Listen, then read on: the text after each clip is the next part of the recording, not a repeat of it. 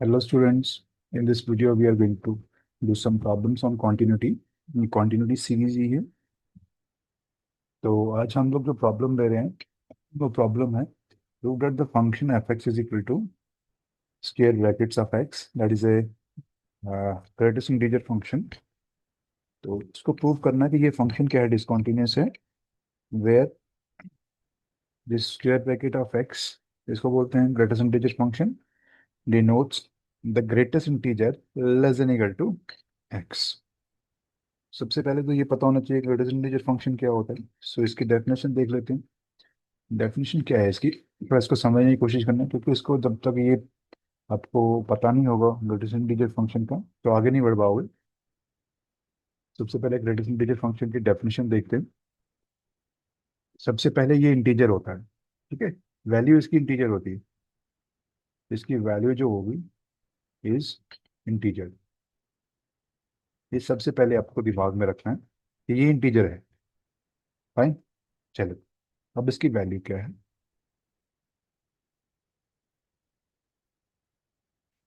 किसे क्या डेफिनेशन है इसकी, this is the greatest integer, this is the greatest integer less than equal to X, जो X के बराबर भी हो सकता है, लेस देन भी हो सकता है। ठीक है, तो ये इसकी डेफिनेशन है। थोड़ा इसको डेफिनेशन को एक्सपैंड करते हैं। थोड़ा एक्सपैंड करके लिखेंगे तो क्या आएगा, थोड़ा एक्सपेंशन देते हैं इसको। वो कहता है कि अगर आपके पास, अगर ये एक्स है, आप इक्वल टू की बात कर रहे हैं, ये एक्स एक्स के बराबर होगा अगर एक्स इज इंटीजर। अगर एक्स इंटीजर है तो ये एक्स के बराबर हो जाएगा। अगर एक्स इंटीजर नहीं है, this is the greatest integer less then, अब मैंने इसी को दो बाइफिकेट कर दिया, less than x if x is not integer. Not integer का मतलब ये क्या हो सकता है, फ्रैक्शंस में हो सकता है, रैशनल हो सकता है, इरेशनल हो सकता है। Is not an integer.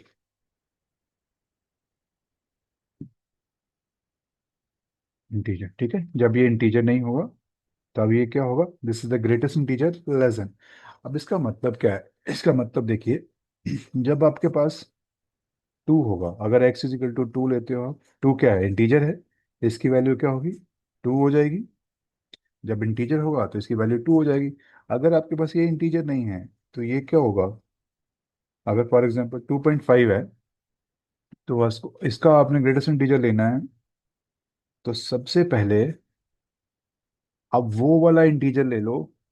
पहले इससे छोटे इंटीजर्स कितने हैं, 2.5 से कितने इंटीजर छोटे हैं, -1, -0, 1, -2 एंड सो ऑन। यहाँ से तो बहुत सारे इंटीजर छोटे होंगे इससे, 1 फिर 2 तक जाएंगे, ठीक है। 2 तक जो इंटीजर हैं ये सारे किससे, 2.5 से छोटे हैं। ये सारे इंटीजर जो हैं, ऑल द इंटीजर। अब इन सब इंटीजर्स में जो ग्रेटेस्ट होगा, ग्रेटेस्ट कौन सा है इसमें से, 2, जो ग्रेटेस्ट होगा वो इसकी वैल्यू होगी। सो दिस मीन्स दैट 2.5 किसके बराबर होगा, एक तो ग्रेटेस्ट होगा और इससे लेस देन होगा, जो ग्रेटेस्ट ऑफ ऑल इंटीजर्स होगा, और जो लेस देन 2.5 होगा उसको हम लोग लेंगे इसके बराबर, टू, टू के बराबर, ठीक है। ठीक है, इस 2.5 को, इससे देखो सब सारे इंटीजर इससे छोटे हैं, मैंने सारे इंटीजर लिख लिए इससे छोटे 2.5 से। उसने लेस देन लिखा हुआ है, तो लेस देन मैंने सारे लिख दिए। अब उसने कहा ग्रेटेस्ट होना चाहिए, तो greatest of all the integers, ठीक है ना, विच आर लेस देन 2.5। 2.5 से जितने भी इंटीजर छोटे हैं उनमें से जो बड़ा इंटीजर होगा that is called your greatest integer function, ठीक है, वो आपका ग्रेटेस्ट इंटीजर होगा। अब इसको दूसरी तरह से समझ सकते हो। अगर जैसे ये हमने टू लिखा, इससे जो इमीडिएट, जैसे ये टू है, अगर आप नंबर लाइन पे लिखोगे इसको, ये 2.5 है, इसके बाद इमीडिएट जो पहला, इमीडिएट जो इससे छोटा इंटीजर होगा वो इसकी वैल्यू होगी। तो इसका मतलब ने 2.5 की वैल्यू क्या होगी, ग्रेटेस्ट इंटीजर ऑफ 2.5 क्या होगा, ये क्या आ जाएगा आपके पास, ये आ जाएगा 2। ये क्या है, इमीडिएट ग्रेटेस्ट इंटीजर, जो इससे छोटा है, इमीडिएट छोटा है इससे, उसको हम लोग बोलेंगे ग्रेटेस्ट इंटीजर फंक्शन की वैल्यू। ठीक है। अब एक और एग्जांपल लेते हैं, x इज इक्वल टू 3.6 ले लेता हूं मैं। ठीक है। तो मुझे 3.6 को लिखना है, 3.6। अब मुझे देखना है इसको 3.6 पे ये लिख दिया मैंने 3.6। अब इसके इमीडिएट बिलो, इसके नीचे सबसे छोटा, इससे जो छोटा इंटीजर होगा इमीडिएट, बहुत सारे होंगे, जो इमीडिएट छोटा होगा वो कौन सा होगा, 3 होगा। तो इससे पहले 2 भी होगा, इसके पहले 1 भी होगा, इसके पहले 0 भी होगा, फिर -1 भी होगा, तो चलता जाएगा इस तरह से। अब इन सब से जो बड़ा इंटीजर है वो कौन सा, 3 है। ठीक है। अब ये सारे इंटीजर जो लेस देन 3.6 हैं, उनमें से जो सबसे बड़ा इंटीजर होगा वो इसकी वैल्यू होगी ग्रेटेस्ट इंटीजर की। तो वो कितना है, 3। अब आप इसको सीधा ही देख के बोल सकते हो, जैसे मैं x इज इक्वल टू 4.4 ले लेता हूँ। ठीक है। तो जैसे ही मैंने लिखा 4.4, तो आप क्या करोगे, इसमें से सीधा इसको अगर मैंने लिखना है, मैं सीधा देख के इसको लिखना चाहता हूँ। 4.4 का इंटीग्रल वैल्यू लिखनी है आपको, इसका ग्रेटेस्ट इंटीजर वैल्यू लेनी है। तो आपको जो इंटीग्रल पार्ट होगा ना, इसका इंटीग्रल पार्ट कौन सा है, देखो इसको हम ऐसे लिख सकते हैं, 4 + 0.4, ऐसा लिख सकते हैं। इसका इंटीग्रल पार्ट कौन सा है, ये 4 है, इसको छोड़ लीजिए। जब इसको छोड़ दोगे तो क्या बचेगा आपके पास, आपके पास बचेगा 4। तो यही इसकी वैल्यू है। तो इसका जो इंटीग्रल पार्ट है उसको बोलते हैं ग्रेटेस्ट इंटीजर। ठीक है। ग्रेटेस्ट इंटीजर वो होगा जो अगर आपके पास कोई एक्स है, उससे जो इमीडिएट लेस देन होगा इंटीजर, जो इमीडिएट लेस देन इंटीजर होगा, वो इसकी वैल्यू होगी। ठीक है। इसको, इस डेफिनेशन को हम एक और डेफिनेशन भी लिखते हैं, थोड़ा और सिंप्लीफाई करके लिखना हो तो हम इसको ऐसे भी लिखते हैं। इसकी डेफिनेशन क्लियर कर लेना पहले, क्योंकि बहुत इंपॉर्टेंट है, डेफिनेशन क्लियर नहीं होगी तो काम नहीं चलेगा। एक और डेफिनेशन इसकी लिख लेते हैं हम लोग। इसकी डेफिनेशन है n, when n is less than equal to x, less than x plus 1, और n, सॉरी, n+1। तो ये क्या है, n क्या है आपका, इंटीजर है। ठीक है। तो ये भी एक डेफिनेशन बनती है इसकी। अगर आपका n है जो इससे लेस देन और इक्वल टू हो सकता है, ठीक है, इससे जो इमीडिएट छोटा है, और ये n+1 उससे इमीडिएट बड़ा है, तो जो n होगा वही इसकी वैल्यू होगी। तो मैं इसको ऐसा लिख सकता हूँ, जैसे मैंने लिखना है 2.5, मेरे पास x है। अब 2.5 को मैं कैसे लिख सकता हूँ, 2.5 इमिडिएटली किससे छोटा है, 2 से। ये 2 से छोटा है, और ये किससे छोटा है यहाँ से, 2+1। तो ये किसके बीच में लाई कर रहा है, 2 < 2.5, 3। इसका इमीडिएट लेस देन कौन सा है, 2 है, और इमीडिएट बड़ा कौन सा है इसका, 3 है। तो जो भी इसकी छोटी वैल्यू होगी इमीडिएट, वो क्या होगी, वो इस ग्रेटेस्ट इंटीजर की वैल्यू होगी। तो अब यहाँ लेस देन इक्वल टू का मतलब ये होता है, अगर आपके पास x क्या है, 2 है सिंपल, तो x की वैल्यू क्या होगी, सिर्फ 2 ही होगी, because because x is less than equal to 2 और लेस देन 3। देखिए ये इक्वल टू आ गया ना इसके, तो ये वैल्यू इसी के बराबर है। तो जब इसी के बराबर है, जब इंटीजर होगा, तो हम लोग क्या लिखते थे, 2 लिखते थे। तो ये भी एक तरीका है इसको लिखने का। तो सबसे आसान जो तरीका है इसको लिखने का होता है, नंबर लाइन पे इसको रिप्रेजेंट करिएगा। नंबर लाइन पे इसको रिप्रेजेंट करना है आपको, कि कोई भी नंबर आपके पास की से 4.3 है, तो आपने लिखा 4.3। आपने इसकी लेफ्ट साइड जाना है, लेफ्ट साइड जाना है। लेफ्ट साइड जो इमीडिएट इंटीजर होगा, जो इसके नेक्स्ट इंटीजर होगा, बिल्कुल नेक्स्ट इंटीजर होगा, जो छोटा ऐसे इंटीजर होगा, तो वो इसकी वैल्यू होती है। तो 4.3 ग्रेटेस्ट इंटीजर की वैल्यू क्या है? जो इमीडिएट जो इससे लेस होगा इंटीजर, वो आपके पास आ जाएगा।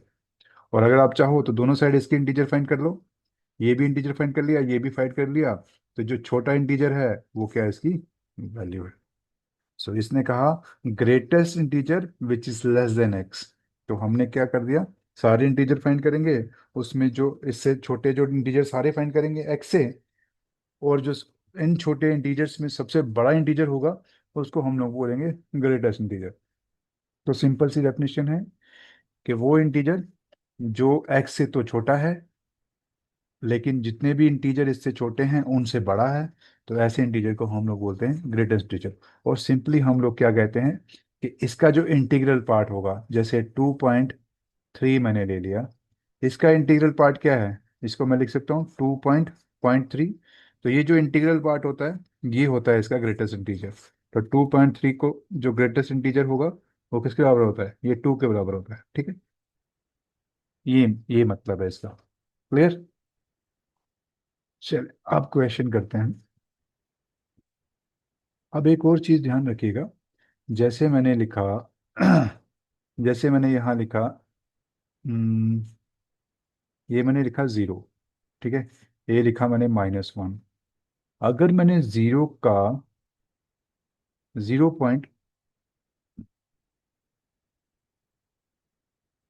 -0.2, इसका मुझे ग्रेटेस्ट इंटीजर निकालना है, तो कैसे निकालूंगा? अब मुझे पता है ये क्या है, यहाँ पे 0.2 कहीं यहाँ कहीं होगा, ठीक है। अगर यहाँ कहीं है तो इसको मैं कैसे लिखूंगा? आप देखो इसका इमीडिएट लेस देन इंटीजर कौन सा है, वो क्या है, -1। तो इसका क्या आएगा, -1 के बराबर आएगा ये, ठीक है। ये थोड़ा ध्यान रखना, क्योंकि इसमें जीरो वाला पार्ट नहीं होगा। आप 0 पॉइंट ऐसे लिख दोगे, 0 माइनस प्लस -0.2 ऐसे लिख दोगे, तो ये नहीं लिख, ये वैसा नहीं बनेगा। इसमें थोड़ा ध्यान रखना है, क्योंकि आपको क्या देखना है, इमीडिएट जो लेस लेस देन 0.2 है, उससे लेस देन जो होगा आपका इंटीजर होगा, वो इसकी वैल्यू होगी।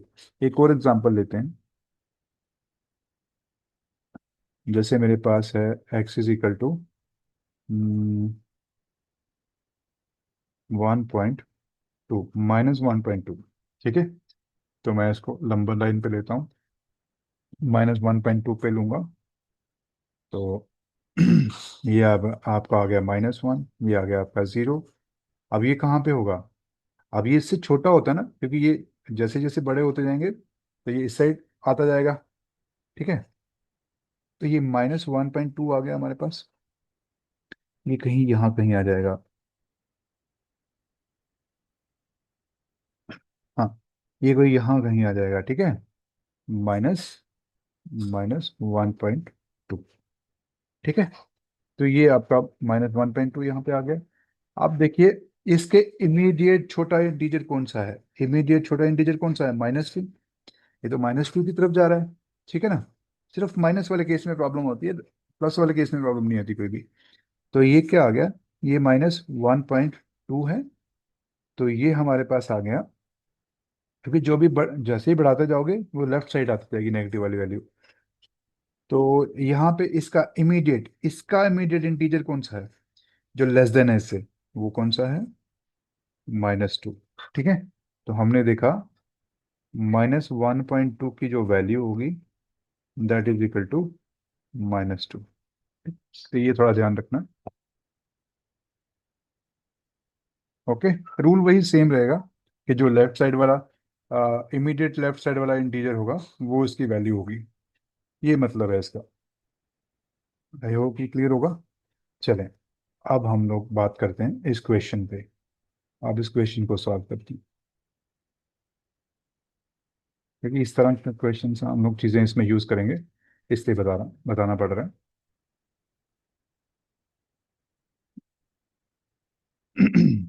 सोल्यूशन।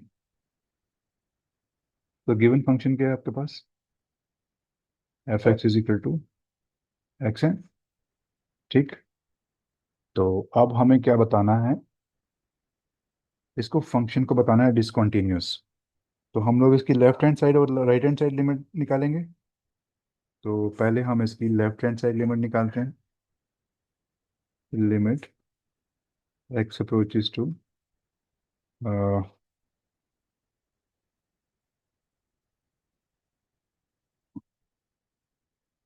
क्योंकि मुझे किसी पॉइंट पे बताना है ना ये कंटिन्यूस नहीं है, तो मैं लिखता हूँ लेट अस डिस्कस, यहाँ लिख देते हैं let us discuss the continuity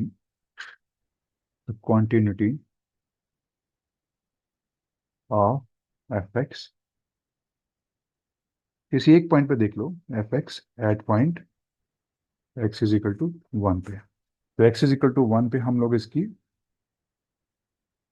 quantity check करेंगे। ठीक है, तो लिमिट एक्स अप्रोचेस टू, अब मैं इसकी लेफ्ट हैंड साइड लिमिट निकालूंगा। लेफ्ट हैंड साइड लिमिट कैसी होगी, एफ एक्स, तो वैल्यू फंक्शन की कैसी है, limit X approaches to one negative, this is X. ये तो दोनों के लिए होल्ड करेगा, सेम ही रहेगी।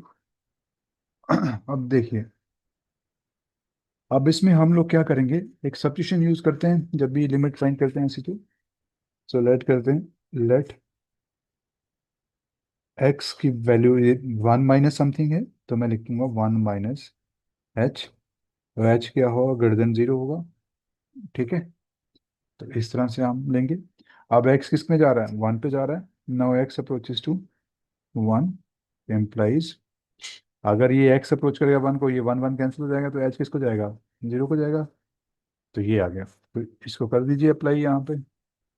जैसे ही अप्लाई करोगे तो क्या आएगा, limit H approaches to zero, ये आ जाएगा आपके पास वन माइनस एच। ठीक है, आप ध्यान दीजिएगा, यही बस समझने वाली बात है। अब हम लोग नंबर लाइन पे आ जाएंगे। ये आपका वन है। अब इसने लिखा वन माइनस एच। अब वन माइनस एच कहाँ होगा, वन माइनस एच तो इससे छोटा होगा ना, वन माइनस एच। अब इस लेफ्ट साइड ही होगा इसका। अब हमने देखना है कि वन माइनस एच के लेफ्ट साइड, इसके जो लेफ्ट साइड होगा इमीडिएट, वन से छोटा जो है, वन से छोटा इंटीजर कौन सा है, इमीडिएट छोटा कौन सा इंटीजर होता है, जीरो होता है। ठीक है, तो वन माइनस एच जो है, वन से छोटा है, एच छोटी कोई वैल्यू होगी। इमीडिएट इंटीजर जो है इससे छोटा, वन माइनस एच जो होगा, इमीडिएट छोटा वैल्यू जो होगी इससे, वो कौन सी होगी, जीरो होगी। तो मैं इसको यहाँ लिख देता हूँ, this limit is equal to, ये जो वन माइनस एच है, लिमिट जब इसको आप इसकी स्क्वायर ब्रैकेट्स को ऑफ कर दोगे तभी इसकी लिमिट अप्लाई करोगे। तो जो ये वैल्यू है ये किसके बराबर आ जाएगी, जीरो के, क्योंकि वन माइनस एच के इमीडिएट जीरो कौन सा है, वन माइनस एच जो है इमीडिएट इससे, मैं हमने छोटा सा एच निकाला है इसमें, जैसे हमने छोटा सा एच निकाला, इमीडिएट जो इससे छोटा इंटीजर कौन सा है, जीरो है। तो ये आपके पास आ गया जीरो। अब इसके ऊपर लिमिट क्या लगाएगा, जीरो के ऊपर लगाओगे जीरो, तो जीरो ही आ जाएगा। तो इसका मतलब क्या हो गया, जो आपकी लिमिट है X approaches to one negative F X, एक किसके बराबर हो गई, जीरो के बराबर हो गई, लेट इट बी वन। इसको इक्वेशन वन रख लीजिए। चलें, अब दूसरी राइट राइट हैंड लिमिट निकालते हैं।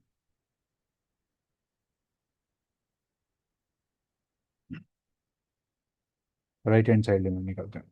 Now x one positive, right hand side limit निकालोगे तो फंक्शन तो सेम है आपका, तो यहाँ पे क्या लिखोगे,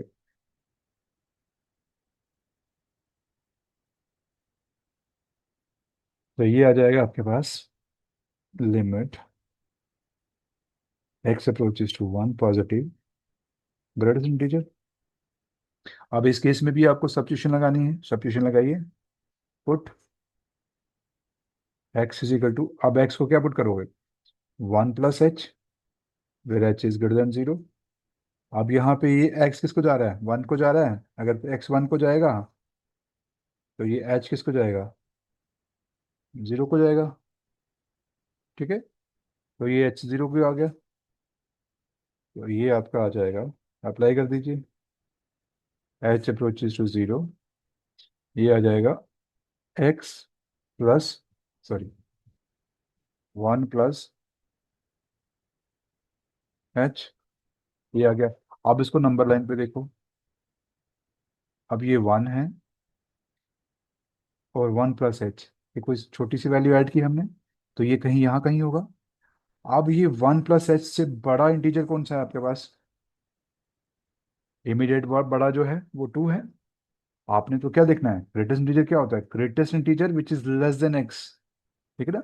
जो इमीडिएट लेस देन एक्स है, 1 + h से छोटा इंटीजर कौन सा इमीडिएट? वो 1 है। तो इसका मतलब जो 1 + h की वैल्यू क्या होगी? ये 1 हो जाएगी, क्योंकि इससे इमीडिएट छोटा इंटीजर कौन सा है? ये तो छोटा लेना है आपको, बड़ा नहीं लेना, ठीक है? तो इमीडिएट छोटा इंटीजर 1 + h से कौन है? 1 है। तो मैं इसकी जगह क्या लिखूंगा? लिमिट h अप्रोचेस टू 0, इसकी वैल्यू 1 है। तो ये क्या आ गया? ये आ गया आपके पास 1। इसका मतलब हमारे पास लिमिट क्या आ गई? Limit x approaches to 1 positive F X, ये किसके बराबर आ गई? 1 के बराबर आ गई। एक लिमिट आपके पास ये है, दूसरी लिमिट आपके पास ये है। दो लिमिट्स आएंगे आपके पास, ठीक है? राइट हैंड लिमिट भी आ गई और लेफ्ट हैंड लिमिट भी आ गई। Let it be equation, equation 2। आप देखिए यहाँ पे आपको थोड़ा कंफ्यूजन हो सकता है। ये 1 पॉइंट एच की वैल्यू कुछ भी हो सकती है, एच कैन बी 0.2, 0.2 होगा। तो ये क्या आएगा? 1 + 0.2, ऐसा लिखेंगे हम। तो ये क्या आ जाएगा? 1.2। तो इसका इंटीग्रल पार्ट क्या है? 1 है। तो इससे छोटा जो इंटीजर होगा वो कौन सा होगा? 1 होगा। तो जैसे आप यहाँ पे लिखना चाहोगे तो ये 1 है, ये 1.2 है, 1.2 से इमीडिएट छोटा इंटीजर कौन सा है? 1 है। तो इसलिए मैंने लिखा 1 + h जो होगा, इसकी वैल्यू हमेशा क्या होगी? 1 होगी। h इज़ वेरी स्मॉल, ये थोड़ा याद रखिएगा। h is very small, h is between 0 and 1, इससे बड़ा नहीं होगा ये। चलो आगे बढ़ते हैं।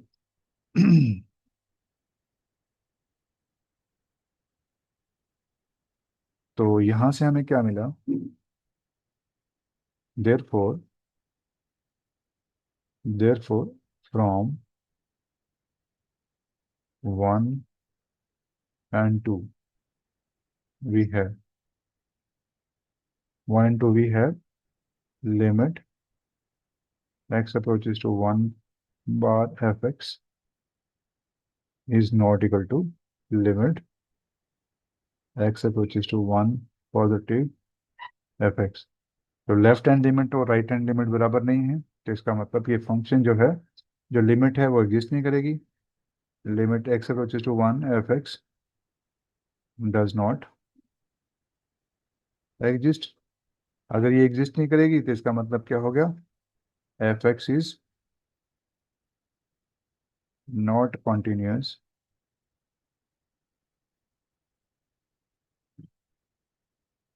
at x = 1। अगर ये एक भी पॉइंट पे कंटिन्यूस नहीं है तो इसका मतलब क्या होगा? ये हर पॉइंट पे इसका मतलब ये डिसकंटिन्यूस होगा।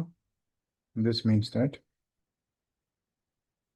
This implies fx is discontinuous at x = 1। अगर ये डिस्क एक पॉइंट पे डिसकंटिन्यूस है तो इसका मतलब fx क्या हो गया? fx is a। So fx क्या है हमारे पास?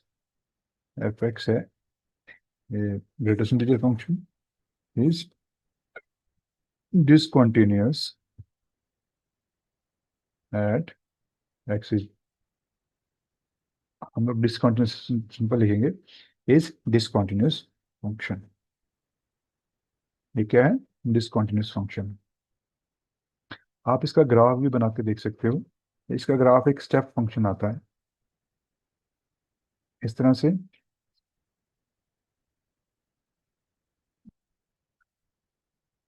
इस तरह से स्टेप फंक्शन आएगा ये। तो यहाँ पे इसी जिस यहाँ यहाँ इंटीजर होगा, वहां पे ब्रेक होती जाएगी इसकी, ठीक है? तो ये ब्रेक आ रही है इसमें, यहाँ से ब्रेक हो गया, यहाँ से ब्रेक हो गया, फिर यहाँ से ब्रेक हो गया, फिर यहाँ से ब्रेक हो गया, यहाँ ब्रेक हो गया। तो हर एक इंटीजर पे ये ब्रेक होता जाएगा। तो ये क्या है? Discontinuous function. तो आज हम लोग यहीं पे रुकते हैं, कल हम लोग नए क्वेश्चंस के साथ मिलते हैं। चलिए, थैंक यू।